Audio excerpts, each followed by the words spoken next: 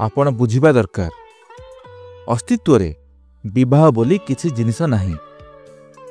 विवाह एक व्यवस्था जहाँ आपणक शरीर मन और भावनार मौलिक आवश्यकता को पवित्रता प्रदान करने पाई गढ़ा होईछि।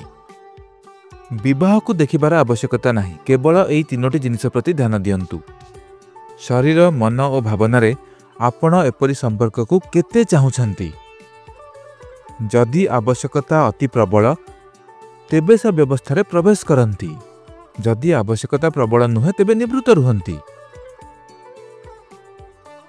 युवावस्था रे समस्तंक मन किछि क्षण पय आंदोलित करिथाए। यह बेसी समय न रही पारे। किछि लोकंक ए आवश्यकता दृढ़ थाए और सारा जीवन रही थाए, बाकी अनेक लोकंक पय यह क्षणस्थायी। सेही मुहूर्तटी पय आपणको विवाह करिबा दरकार नाही। जदि आपणकर दृढ़ आवश्यकता अछि, हाँ आपणको विवाह करिबाकू पड़िबो। कौन करिवे?